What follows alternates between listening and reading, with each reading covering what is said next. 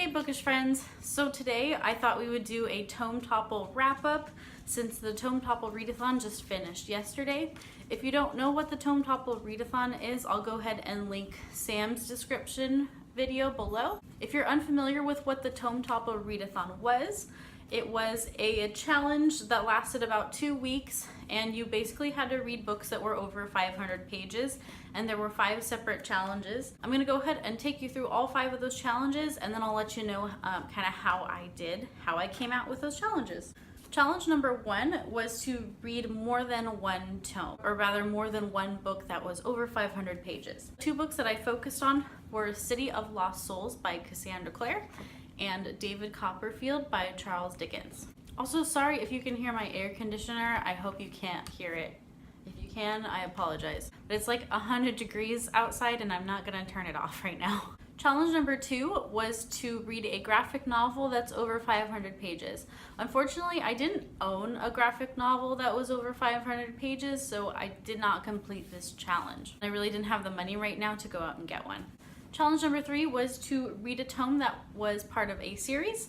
That would be City of Lost Souls. This is book number 5 in the Mortal Instruments series. Challenge number 4 was to buddy read a tome, and I did complete this one. I buddy read City of Lost Souls with Mary from the channel With Cinnamon Please. She's wonderful and she makes great content, so I'm gonna go ahead and put her in the description as well.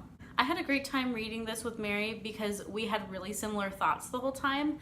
It was like we were practically the same person reading the same book. So that was really fun because we had a lot of the same thoughts and opinions. And finally, challenge number 5 was to read an adult novel.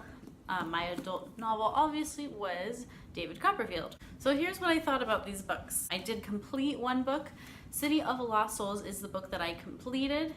Unfortunately, I just was a little disappointed by this book.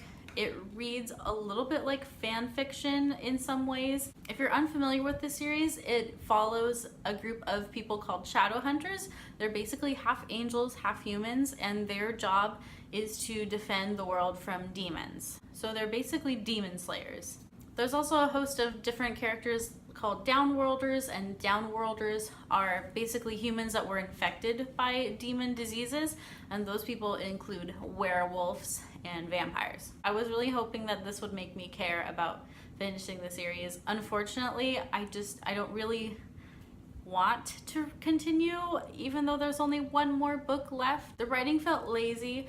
Cassandra Clare uses the same vocabulary words over and over, and that just got to me after a while. The characters still make dumb decisions and don't feel very deep or interesting as characters. I really probably should have put this series down a long time ago, but since I'm one book away from finishing, I'm gonna finish the last book eventually, but right now I need a break from Cassandra Clare. I think I'm just gonna have to put down the series for a little bit until I feel like picking it back up. I only have one more book, I know, I just gotta do it, but my brain needs a little bit of a break. David Copperfield by Charles Dickens, I'm only about 100 pages through it, but I'm really enjoying it so far.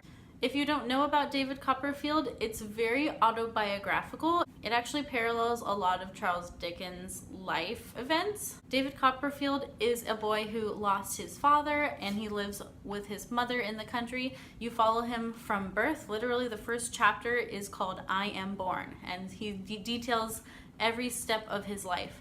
I'm still in his youth stages, so where I am right now is he just got to boarding school. I love Charles Dickens' writing. I have read Tale of Two Cities and The Christmas Carol, and they're both some of my favorite books, so I expect that I'm gonna love this one as well.